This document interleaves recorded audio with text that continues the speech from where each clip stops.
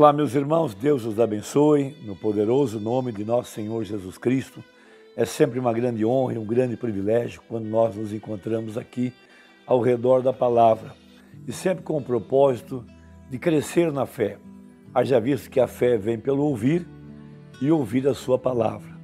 Nós estamos sempre meditando na mensagem do profeta, juntamente com a Bíblia. Hoje nós vamos meditar em alguns parágrafos da mensagem A Obra-Prima. Essa mensagem é muito poderosa para entender o ensinamento que o profeta colocou na mensagem A Era de Laodiceia sobre a verdade de que a igreja, a verdadeira noiva de nosso Senhor Jesus Cristo, ela é uma criação, ela é feita por Deus, primeiramente porque ela é eleita e, por conseguinte, predestinada.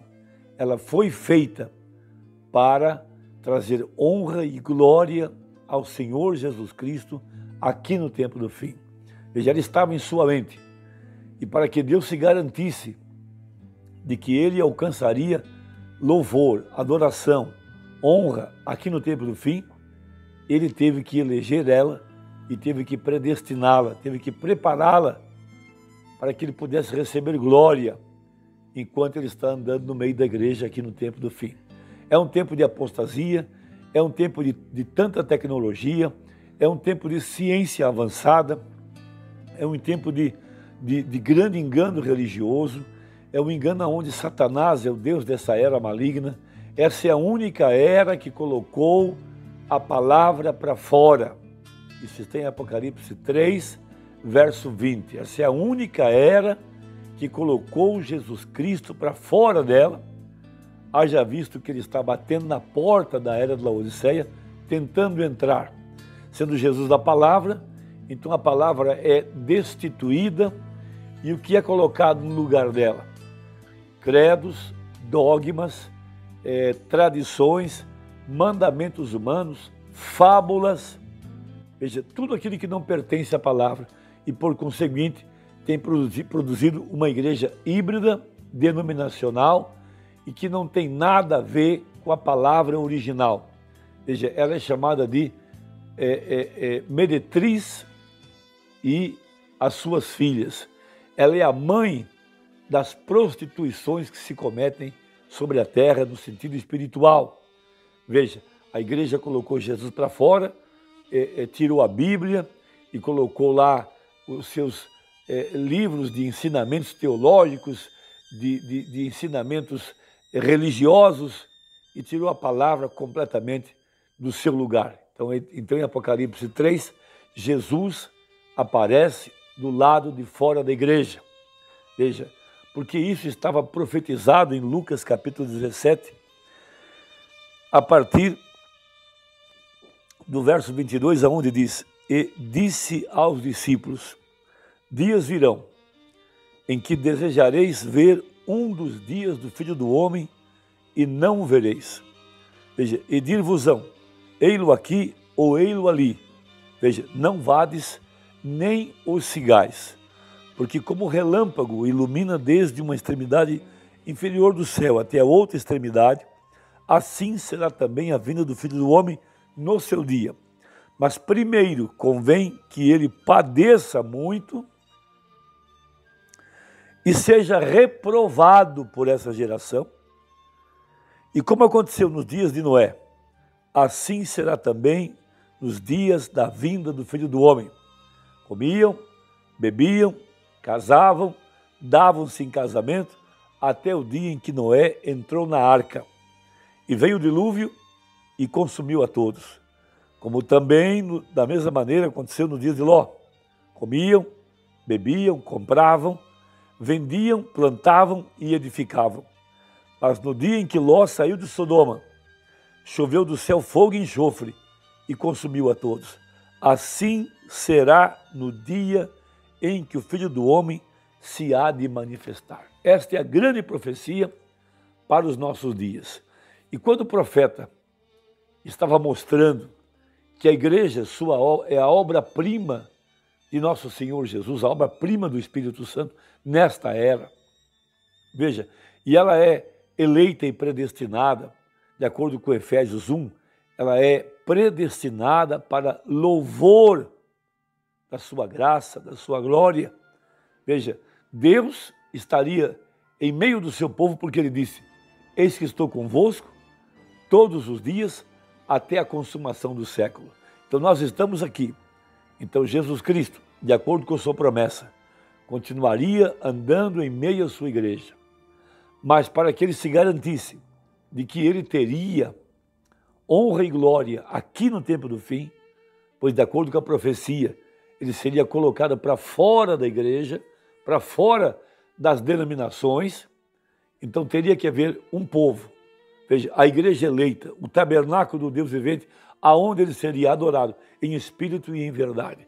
E só há um lugar onde ele é adorado em espírito e em verdade, e esse lugar é no corpo de Cristo. Veja, ali está o nome, ali está a vida, e é ali onde as águias têm se juntado, o corpo de Cristo. E como é que eu entro nesse corpo? Pelo batismo com o Espírito Santo. Então a verdadeira igreja, veja, esta obra-prima, veja, primeiramente, ela estava em seus pensamentos. Veja, e Deus tirou para fora essa igreja durante 7 eras. E aqui agora, no tempo do fim, veja, quando a igreja chegasse à sua maturidade, veja, quando a vida se reuniria outra vez no grão, veja, a obra-prima de Deus, a igreja, a palavra manifestada, a palavra feita carne, veja, esta palavra em ordem deveria ser ferida como Jesus foi ferido por seus irmãos.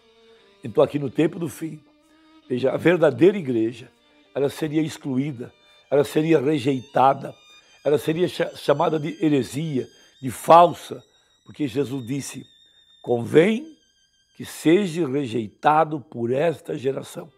Então ele é colocado para fora e ele está batendo na porta, sendo ele a palavra. Então veja, esse é o grande tempo da apostasia. Porém Deus tem prometido, pré-ordenado, que assim como foi nos dias de Ló, assim também seria nos dias da vinda do Filho do Homem. Então, o profeta, nessa mensagem, a obra-prima, referindo-se a essa verdadeira igreja que chegaria à sua pedra de coroa, chegaria até a perfeição. Então ele diz assim, agora, o que ele disse em Apocalipse 10, o que aconteceria? Veja, para que foi a viagem para Tucson? Para abrir a igreja. Veja, nos dias da mensagem do sétimo anjo, veja, a mensagem do sétimo anjo, toda a palavra de Deus seria manifestada. Veja, o selo que todo talo havia deixado, e a razão e tudo, veja, sobre isto seria manifestado nesse tempo. Veja, não é isto que a palavra disse? Então nós vemos isso. Então onde nós estamos? Há somente uma coisa. A colheita está aqui. Veja, ela está bem madura e ela está pronta para a vinda, a igreja. Então observe, veja, no tempo da colheita, a semente está de volta em sua condição original. Veja, e deve ser toda a palavra em ordem para ser a semente. Veja, e não pode ter a metade da semente, isso não cresceria. Isso tem que ser a semente inteira.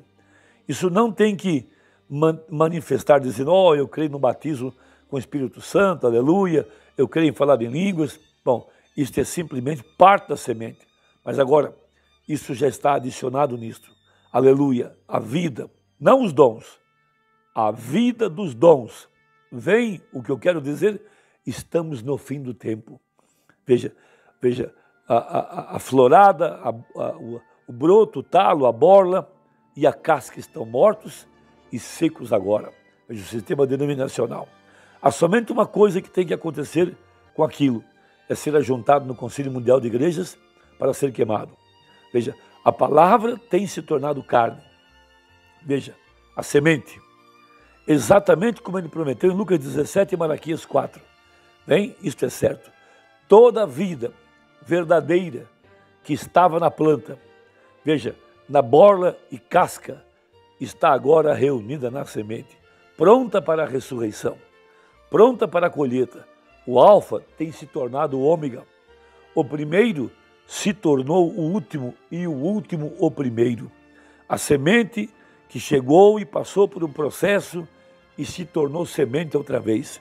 A semente que caiu no jardim do Éden, veja, e morreu ali, voltou, veja, daquela semente imperfeita que morreu ali, voltou a semente perfeita. Veja, o segundo Adão, a primeira Eva que caiu e foi usada na segunda reforma, segunda vinda, está trazendo um filho. Agora, se tornou a verdadeira noiva outra vez. A semente de volta, com a palavra original outra vez.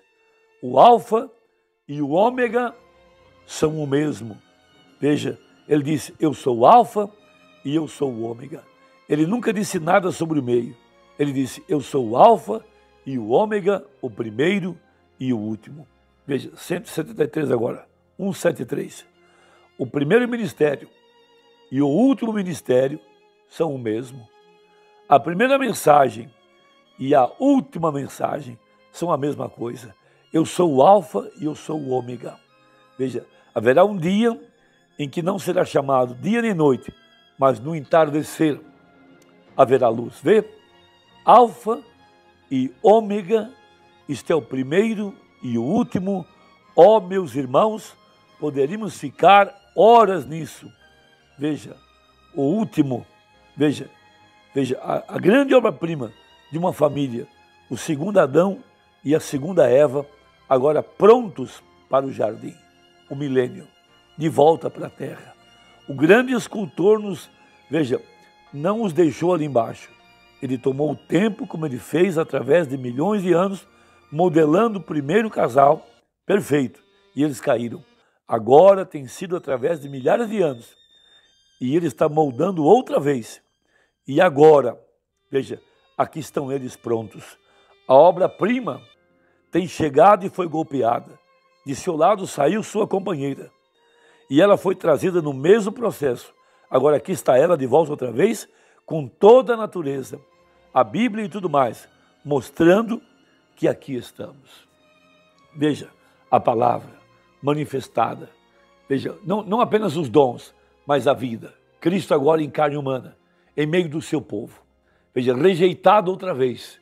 O Filho do Homem seria rejeitado. Por quê?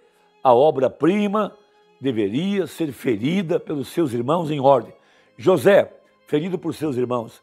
Davi, rejeitado pelo próprio filho. Jesus, rejeitado pelos seus irmãos. E aqui a verdadeira igreja, rejeitada pelo sistema religioso. Veja, a igreja pentecostal, que deveria receber a palavra, ela o colocou para fora de acordo com a profecia. E de acordo com Lucas, seria rejeitada em ordem. A palavra outra vez, em todo o seu poder, de acordo com a profecia. Aquilo que Deus tinha dentro dele, ele trouxe para fora. Ele demorou 2000 anos e ele foi esculpindo como um escultor. Porém agora, ele entrou na imagem para que a imagem falasse. Então a verdadeira igreja é a voz final. A noiva é a voz final, porque Deus entrou dentro dela para falar através dela. Por isso, Apocalipse 22, o Espírito e a noiva dizem, vem. Essa é a Escritura e aí é onde nós estamos. O alfa e o ômega, o primeiro e o último, o primeiro ministério e o último seriam idênticos. Então ele traz a parábola de Michelangelo, que levou 40 anos para tirar para fora aquilo que estava dentro dele. E quando a imagem estava pronta, ele bate com um cinzelo na coxa da imagem. Veja, sai um pedaço da coxa. Veja, mas a imagem não pôde falar. Mas agora, veja, essa obra-prima, a igreja, a imagem perfeita da palavra, ela falaria outra vez. Porque a imagem, para que pudesse falar, Deus teria que entrar dentro dela. E essa é a sua obra-prima. Ela é uma obra, ela é feitura, ela é uma obra de Deus. Irmão, que Deus te abençoe, que Deus te ajude. Espero que tenha contribuído com algo nesse dia. E até a próxima, então, se Deus nos permitir. Deus te abençoe. Em nome de Jesus. Amém.